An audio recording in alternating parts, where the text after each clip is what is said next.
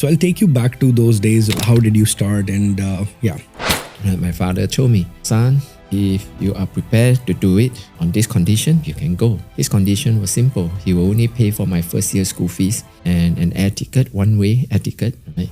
How did you ended up into biotech and then eventually horse racing? I want to know that shift as well, because you're doing so good with the education. What made you go to that direction? So immediately I see that there is a future in education. In 13 years, we built up from a single school, right, 2 classrooms, to 300 schools in 30 different countries. Right? What would be your message to the young people, right, who've just started the business and they're chasing their dream? What would you like to say them? To be successful, you need good horses, you need a good trainer, and a good jockey. So with these 3 combination, plus 30% luck. So you need luck, because sometimes the weather is against you, right? I think everybody got different motivation. Right? I think motivation is very important. But I always remember during the Informatics days, I put in 15 to 17 hours a day,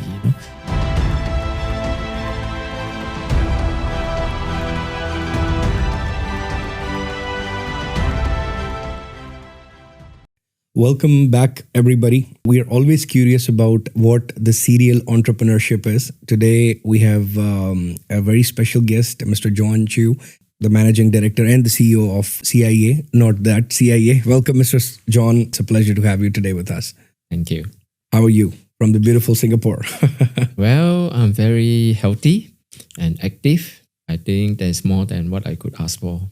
You're 65 as we speak. 66. 66. So I'll take you back to those days when you just finished your studies and you were starting your journey as as someone professional. Tell us more about those days. How did you start? And Well, I think I've always been an entrepreneur at heart, even from my young days. When I was 12 years old, I always remember that I would get on my bike, cycle around the houses, right, not far from where I stay. Because in those days, right, the Australian have stationed 2 squadrons of their Air Force, the Royal Australian Air Force, at Butterworth. The family, they all stay in an area in Penang called Tanjung Bunga, where I resided. So even in those days, I would cycle around collecting, rolls of films, that they have taken with their camera, which today no longer exists. Today no longer use camera anymore. Right, but back in those days, they used Kodak, Fuji, and I would just collect the cartridge, then send them for processing, and I make 5 cents or 10 cents, right, from each photo that was printed. Right, I think that was the introductions, right, for me to entrepreneurship, right, where I learned how to make money. Then I got on to selling used cars to the same people, right. They love sports cars, especially cars like MG Midget, Trams Spitfire, Trams TR4, where they will take back to Australia with them. So I will look for those cars and get them, redone, right? Cutting off all the rust from underneath, right? The car, put in new upholstery, overhaul the engine, So then I sell them, right, at a profit, right? So those were my younger days. So when the chance came for me to go to England to further my study, my father told me, son, if you are prepared to do it on this condition, you can go. His condition was simple. He will only pay for my first year school fees and an air ticket, one-way air ticket, right, to go there, right? So if I take up the challenge, I can go. One-way ticket. One-way ticket, right? So if you don't make it, you don't come home, okay? So I'll be like one of those illegal immigrants, tear away my passport, and just stay there. So I took up the challenge. I'm one person, I'm not afraid of challenges. Very clear in my mind, what is my end goal, right? What I want to achieve, right? And I'm prepared to do what it takes, to achieve that. So it was tough, right? In the early days, especially when you're in a foreign country, with no experience. And the only job I could take up at that time was with Victoria Wine, carrying crates of liquor, all the wines and so on, right? From the lorry to the shops, right? So that was my first introduction to hard labor, I would call them, But slowly, I was promoted to be the salesperson behind the counter, right? So that made it easier.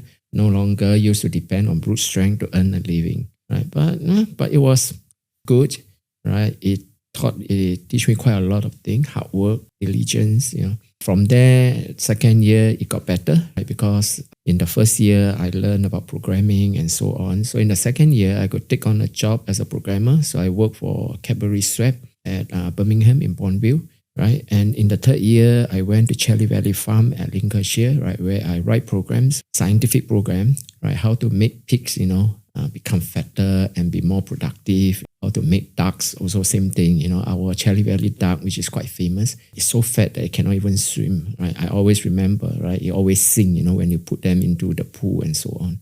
So those were the good days, Amazing. And I'll pick that point up as you mentioned about programming.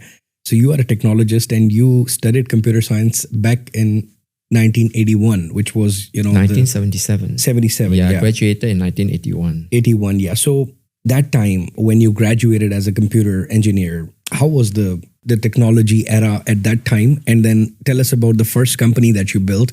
So I met my future wife in England, right? She studied accountancy. Right, in those days, everybody from Malaysia and from Singapore, they go to England. They always study accountancy. So every time when we have gathering, right, and we go around the table, what do you do, right? Majority are all accountancy students. So I'm always the odd person out. My future wife told me that if we were going to get married, I must come to Singapore. Right? Yeah, that gave me no choice, Eventually, that's what I did. So when I graduated in 1981, she actually graduated ahead of me. So she came back to Singapore first. So I asked her to find out, what is the market like for programmer or for system analysts, right?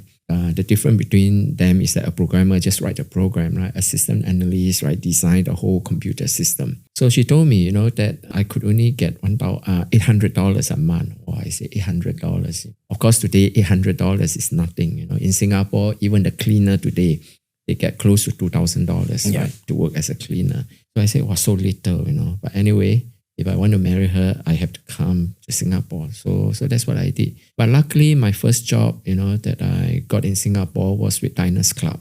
It's a credit card company. I'm hired or employed as their system analyst, and I designed the accounts receivable, accounts payable system, right, for them. My salary is quite good, right? Instead of 800, I think I got close to 2,000 if I can remember correctly. But I'm still ambitious. 2,000 is not enough, right? So I look for part-time jobs. So in the evening, I teach at Stanford College, right? At that time, Stanford is a very big private college, right? I think they got 6 floors, right? A building at Queen Street, right? And I work for them. Every Monday to Friday, I teach from 6:30 to 9 o'clock, right? So that means after I finish my job at Diners Club, go over to Stanford and teach. And on Saturday, I teach the whole day from morning, night. And my part-time job pay me more than what my full-time job pay me, right? Because the part-time job counts by per hour. Right? So immediately I see that there is a future in education. And I did some more research, right? And I found out that, right, there is a market, right, that was still not catered for. Most of the courses at Stanford College is actually prepare the student to take examination, right? Whether it's ACCA or the CNG, So those are the courses that we take. But there is nothing, at that time that actually prepare the student, right, for a future degree, or a diploma, right, in specific area. Right, so I saw there's a market, right, and further research tell me government, normally it's the government of each country that will look after such education. They are supposed to provide the basic education up to the university level. But in Singapore, in 1981, there's only 2 universities, NUS and NTU, and 2 polytechnic, right? Singapore Poly and Ngee Poly.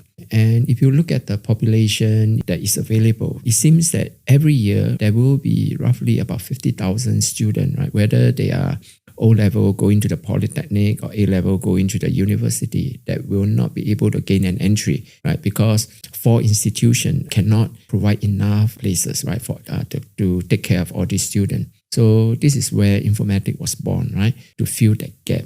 So Informatics started very slowly as a small school, 2 classrooms. I think our capital was 60,000 at that time.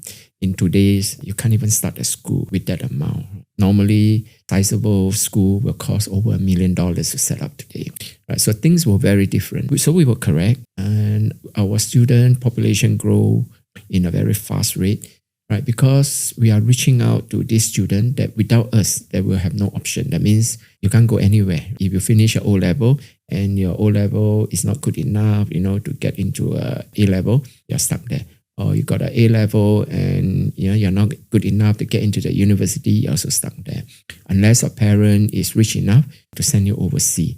Like my father did, give you a one-way ticket, you either make it or you don't come back. So at our peak, I think Informatics got close to 25,000 students in Singapore alone. That makes us a very big organization in education to reckon with. I think part of our success was because we negotiated deal with overseas university, 10 each from Australia, UK and US, where they will recognize, what we teach our students and give us credit transfer. So for example, in our diploma, we got 8 units, right? So they will equate the 8 unit to the first year of their university program. And our advanced diploma, which is another 8 unit, will be equated to the second year of their university program. So effectively, local students in Singapore, they don't have to go to overseas, right? So they save on airfare, they save on accommodation because they stay with a parent, they save on food because they eat what their mother prepare. They still get the education as if that they are in an overseas university. Because in the third year, they can choose to go overseas, right? If they want to enjoy the campus life, right, for the final year, right? So meaning it will cost them only 1/3 to complete the full degree. Or we bring the university to Singapore, right? Okay. Because we have a huge student population, right? So they are prepared to send their professor here to teach the final 8 units, and they will graduate with a full degree. So that's the basis for Informatics success. Excellent. I'll dive deeper into this because education is the beauty which can change generations. And to be honest, the background that I come from, the education made a huge difference to even my generation and the future generations as well. So I'll take you to that point when you started this company, Informatics, the 60,000 capital that you mentioned. Was that your saving? Did you had partners? Did you get an investment? How you started, and then what happens with most of the founders when they start something? There are challenges initially, right? And they give up very quickly. So how was that time before you realized that, okay, now I'm successful, and then you build an empire? So tell us more about that journey. Well, Informatics started as 6 teachers or lecturers coming together, right? So at that time, 10,000 each is a huge amount of money, right? Of course, today, you hardly can buy anything with $10,000, right? So there were 6 of us that were the founder of Informatics. Each one of us, concentrate or focus on areas, right? On different areas. So for myself, right, my focus is more on the children education. Right, so in Informatics, I actually headed the children education division, right, where we teach computer education to children as young as 4 years old. Everybody say it's impossible to be done. But I believe even at that time, I think computers or IT or whatever name that you want to call it today, they call it internet and AI and so forth, is going to be the future. So the younger the children get accustomed to it, I think it will be better. So even in those days when I designed a curriculum for computer education for children from 4 years old to 16 years old, I went to the Ministry of Education in Singapore and I presented, the curriculum. They could not understand. And they don't believe that we could teach children computer education. They asked me to go home, right, and call it computer camp or anything, but not a school. So I told them, right, if I want to call it anything else other than a school, I would not have come to you, right? So I refused it. So like I told you, I'm actually a very stubborn person. I refuse to accept the fact, it cannot be a school. So somebody recommended me, right, to meet the Minister of State for Education at that time. I think his name is Dr. Tein Sun. And I presented to him. And he is a technocrat, right? Because his PhD is in atomic physics, I think. So he's different from most of the other civil servants. So he understands about technology and so forth. So he told me, leave it with him, right? And he will talk to his people, right? Because he's a Minister of State for Education. So 2 weeks later, I got a call from the Ministry of Education, come back and submit the thing. That is how I got a children program, right, to be accepted by the Ministry of Education. And at that time, there is no computer lab in the school. Today is very different, right? Today, every school in Singapore whether it's primary school, secondary school, right? Every school got computer lab, right? But not in those days. So I was responsible as well, right? That I brought, this to the school itself.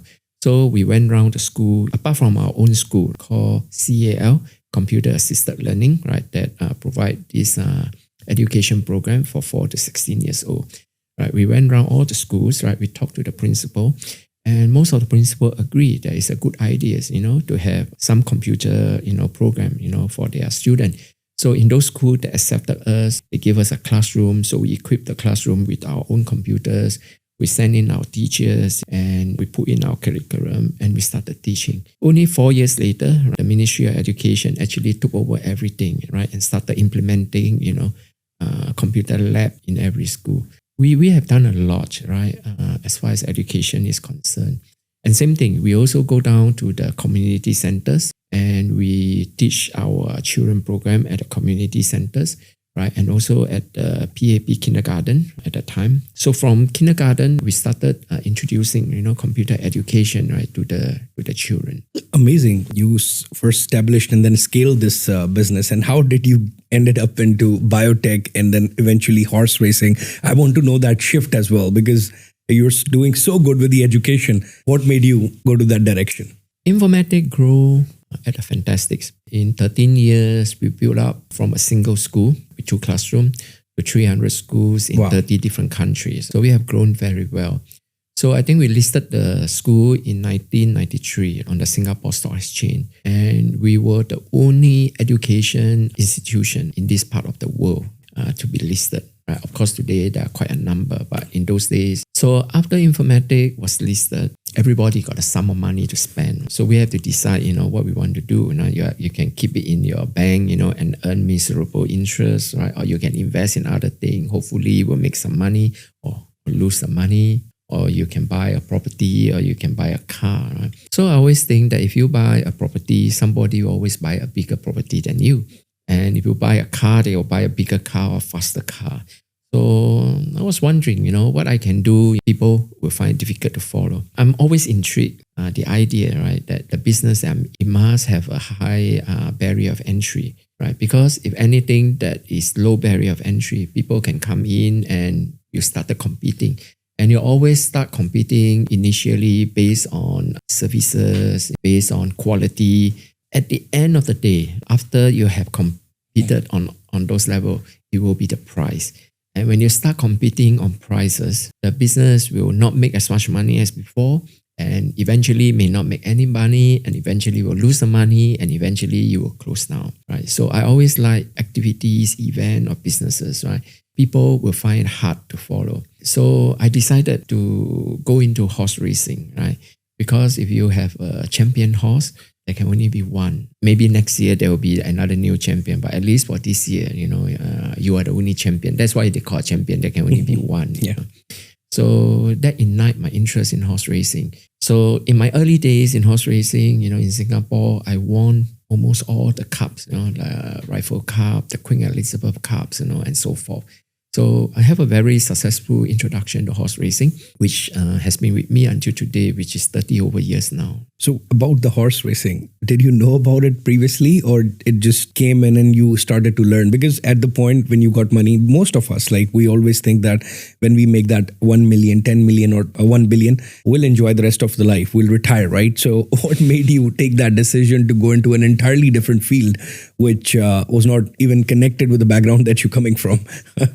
I cannot retire because I was still young. I was only in my mid-30s, right, when Informatics was listed. Too young to retire, right? So I definitely need to do something. And I was introduced to horse racing because at that time, Magic Million first came to Singapore to hold their first auction. So I was invited, right, to be at the auction. So that auction was eye-opening to see horses parading in front of you, and then people bidding. So I bought 2 horses at that auction. Okay. Right? And I named it, after what I've done in UK. So the first horse I called Cherry Valley, which is the brand name of my last job in UK. Okay. Right. And the second one I call Victory Venture. So want to be victorious. So those were the first 2 horses that I bought. But the good thing was that at the auction, I met my first trainer, which is an Englishman, Mr. Stone. So he opened my eye to other places that we could buy horses, better horses, but of course more expensive. So he introduced me to another trainer in Ireland called Dermot Well. Right, Dermot Well is a very famous and established trainer. He won the Melbourne Cup twice, if I remember correctly. Right, Melbourne Cup is in the Southern Hemisphere. Ireland, where he trained, is in the Northern Hemisphere.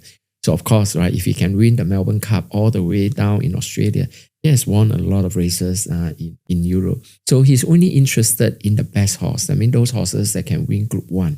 Group 1 is the pinnacle of racing, right, in horse racing, right? If you got a Group 1 winner, you are at the top of your game. So he's prepared to sell to me all the horses that are placed, not winner, placed in the group races or winner of listed races. So I bought quite a fair number of horses from him.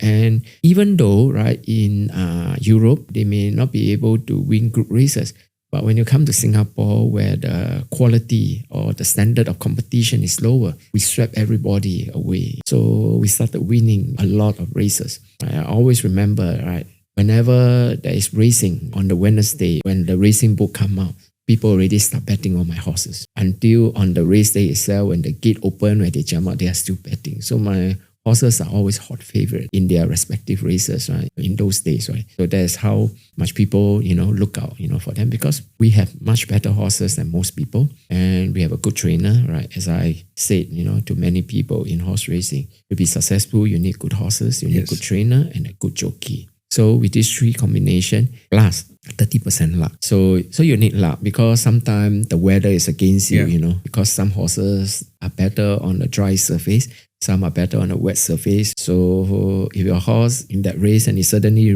rain and it doesn't like wet, and sometimes in racing with 10, 15 horses running against each other, sometimes there are interference. So your horse may get checked, or get into a pocket and can't get out. So these are where luck, comes in. So you still need luck. 70% you make it yourself. Right? You make it for luck for yourself. 30% you got to look to the person upstairs, provide the luck that's necessary. Yeah.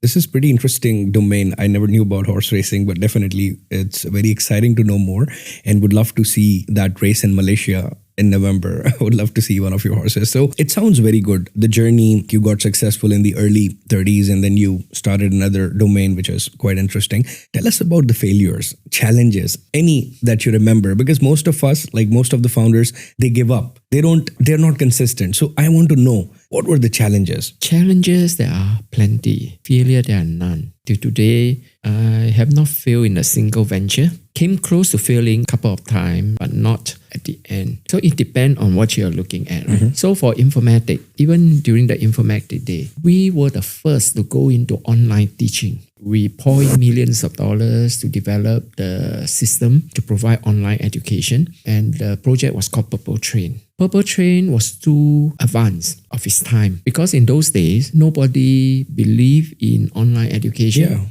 And nobody accept online education. Before COVID, there was no trend of online teaching. So we were very early, right? Our system was very good, right? You can get a degree online because we got universities, good universities that supported the project. But we can't get the number of students to make it profitable. If you were to ask me, okay, I think the field is not a failure, right? Because it's not accepted at that time, but today online education is a big business, right? One of the problem is employer don't believe in online education at that time. Today they got no choice, right? Because COVID forced them to rethink, right? Everybody got to do online. So if you don't accept online, then nobody have a degree. But in those days, people always think, right? If you have an online degree and I have a traditional degree, and both of us went to an interview, the online degree candidate will never get the job, because the employer will always think how you get your degree. You might get another person to sit for the exam, or you might be sleeping when you're actually teaching the courses. So there's always a lot of doubts and so on. And the final thing is that they say you lack, the campus experience. That means you never study, right? You are at home, so you're not in the proper institution. So this is the first challenge. Of course, if you look at Purple Train, will be a success. So those are the challenges that we face. Right, same thing for the horses. The biggest challenge that I face is from the Mafia or the underground. Because in horse racing, there's always the betting element. And in anything that's betting, whether it's in football or whether it's in horse racing, you always find mafia around, right? Because these are people that will take the bet and they want to make sure that they don't pay you, make sure that you don't win, then they don't have to pay you. So like in football, I always say you only need to control two persons, the goalkeeper and the referee. And you can influence the outcome of a match. So you have the goalkeeper that's supposed to catch the ball, but he somehow miss it, because he has been paid off not to catch the ball, right? So you have to let the opposition side win. Same thing with the referee, right? They will always give decision that is against a team that he has been paid to make sure that they don't win. So in horse racing, same thing. I have been approached, right? Because as I said earlier, my horses are always hot favorite. $5 pay $6 or $5 pay $7, that kind of. So a lot of people betting on the horses.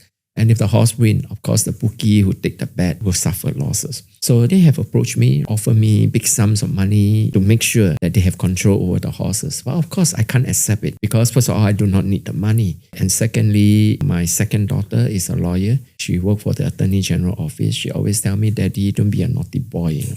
Right? So it make it impossible. And I also don't like, to have people knocking at my door, disturbing my sleep in the middle of the night, inviting me down, to have the night coffee. I love to have coffee. I'm a networker. I always accept invitation to meet people, to talk to people, but not that kind of a thing. So of course, when the owner turned them down, they go to the trainer. So they will get the trainer to fix up the horses. So for example, in those days, we got pager. They will put the pager on the leg of the horse. Every 1-2 hours, they will page. So the pager will vibrate and the horse cannot get a good night's sleep. So like human being, if you don't get a good night's sleep, what will happen during your race day? So that affects the performance. They will get trainer to pump water into the horse, put the pipes into the horse mouth, pump water until it's belly full of water. They will loosen the plate that the horse wear. Every horse got 4 shoes. They wear 4 shoe plate. And if you loosen one of them, so it's like a lady with a high heel, one of the heel came off. So they do a lot of things. And the worst thing that I've seen, that they even cut the vein in the horse leg, making sure that, the blood will come out, causing injury to the horses. So these are challenges that we will face. And of course, with the joke and the third person that they can buy is, of course, the jockey. They pay the jockey to jump off the horse. They pay the jockey to miss the start. They pay the jockey to ride the horse against his normal running. Certain horse like to go to the front and lead. But if you change the rhythm and make them come from behind, they can't perform. Or they will take the jockey, right? Make sure that he guide the horse into a traffic jam, right? So like when you're driving a car, you got car in front of you, car on your left, on your right. You can't go. You are actually, blocked in. So there are many things. So the only ways that you can overcome this, right, is to make sure you have a good trainer. So I have been working with my trainer, Charles Legg, know him for 30 over years, and a good jockey, right? So his son, Clyde Legg, is a jockey. So I think we got a good combination. I as an owner, he as a trainer, his son as a jockey, to bring us, further success going down. So there are huge challenges everywhere. I think in life, if there's no challenges, life will be very boring. And I lead a very exciting life, very active and very exciting life. Amazing. I'm sure that after seeing this podcast, a lot of people will come to know many things about horse racing because technically I just knew that the eye cover of the horses. Other than that, I didn't know anything. So that's very enlightening. Now, coming back to the technology part. So see, my job, my work is to help the tech founders. And what I do is we help them build the products. But after the shift in the technology, the AI era, a blockchain, and then we're seeing the virtual worlds and virtual reality, all of that. So you also have an investment advisory, and I've seen that you work with tech companies. So where do you see this technology wave going from here? I have seen how technology evolved since my university days. I always remember the first computers that I see is a huge machine. I think the size of a normal kitchen, right? As big as that. We use the binary language, 0 and 1, to communicate with the computers, right? And even when I sleep, I always dream of the 0 and 1 because you got to remember what 0 and 1 tell the computers to do. So from there, they evolve into the languages, more English-like COBOL, Fortran, Lisp, BASIC. That now you don't have to use 0 and 1, you actually can communicate with the computers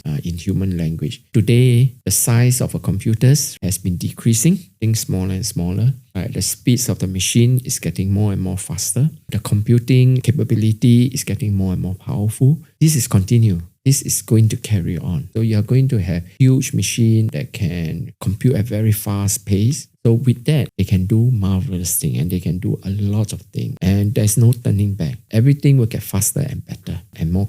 So today, even our normal phone, I think it's more powerful than the computers I have used in my early days, right? The things that they can do and so forth. I'm one of the first person to propose, right? We got to accept technology. And that's why children got to learn about computers, got to learn about ITs, even at a young age, right? So that they will not be frightened to accept and they will get used to it. So yes, there will be a lot of changes. Like I always tell my wife, our 4 years old, I got a 4-year-old child, a 7-year-old child, and a 10-year-old child. These 3 children is going to grow up in a society, in a world that is going to be very different from what we are seeing now. I have 3 older kids, 43, 42, and 37. So they are working and they are doing jobs, right, that are traditional. The 3 younger ones, they are going to do jobs today we don't even know exist. That will be the world that they will be in. So I always believe as an educationist, education system have to change. It has to evolve. It has to evolve. It has to change. Right? Change from the way we teach our student now. We are actually, especially in Singapore, we are actually going for the performance, for the grade. So in Singapore, every parent send their children to a lot of tuitions and so on, right? Because they are chasing the grade, right? They just want to get the better grade, then they can go to a better school, they can go to a better university. I don't totally agree with that. Mm-hmm. Yes, grade is important because grades show how well you go. But what you learn is equally important. I think students need to be taught, to think for themselves, not just through doing past year paper, to arrive at the answer for the questions. They got to learn how does this come about. And the earlier they accept this, I think the better it will be, for the children. So for my own children, I have decided that they have to start their school life very early at 2.5 years old. Okay. And in Singapore, that is not very normal. I remember when I go for my kindergarten, for my preschool, I only spent 2 years, kindergarten 1 and kindergarten 2. Today, I send my children to nursery.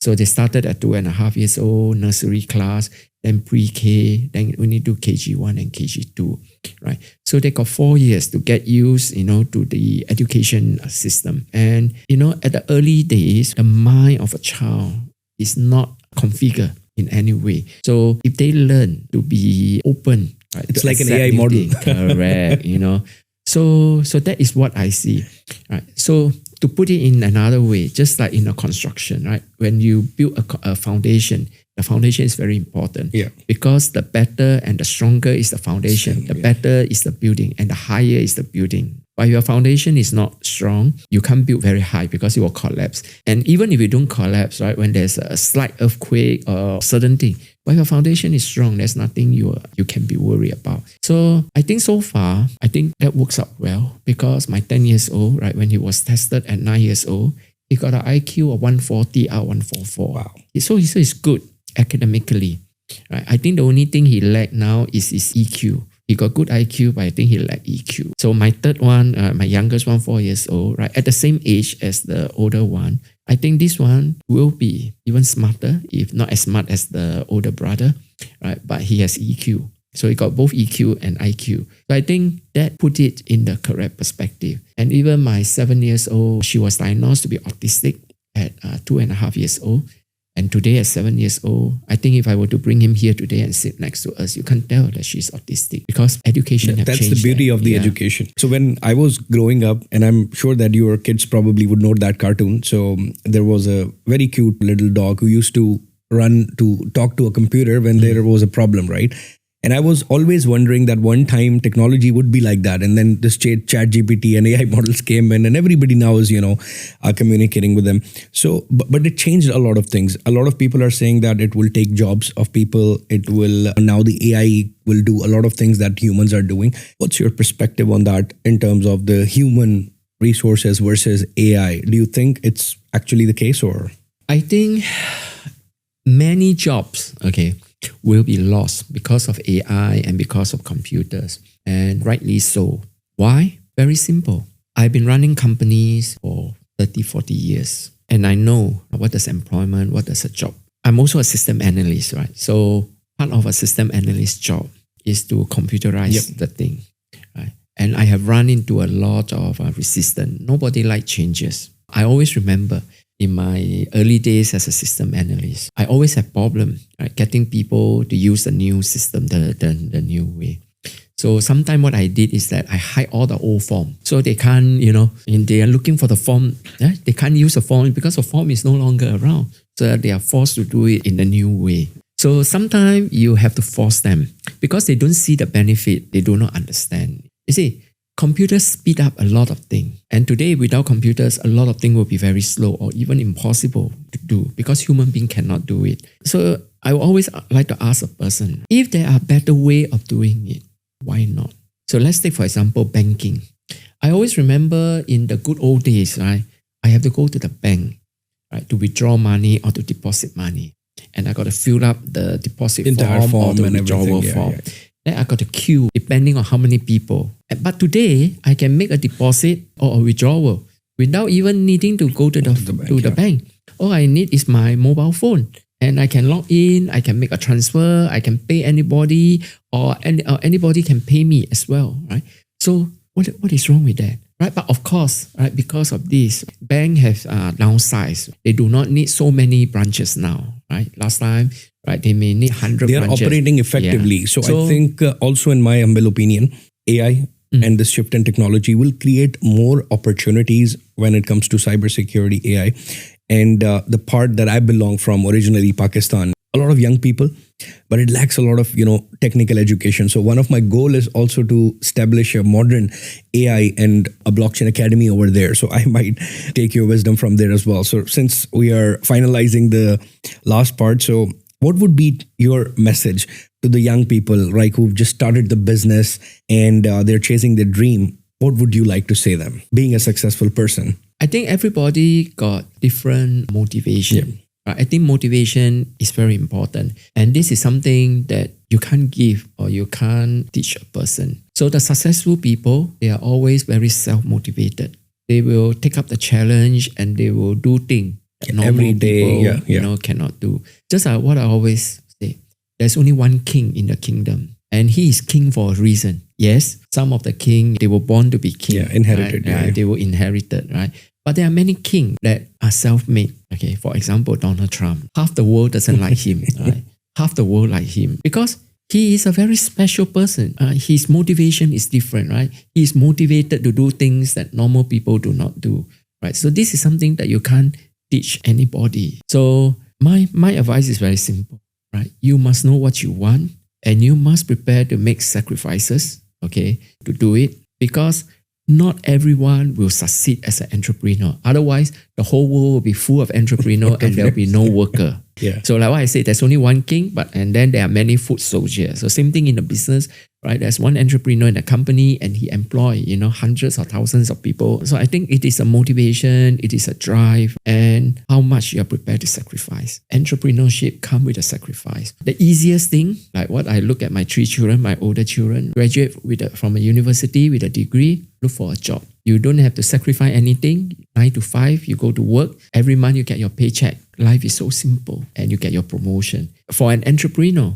you got to sacrifice a lot of things. First of all, you got to put in longer hours than most people. Your company is not going to succeed, right? If you just work 9 to 5. I always remember during the Informatics days, I put in 15 to 17 hours a day, right? Normally people work 8 hours. I work more than double of what people do.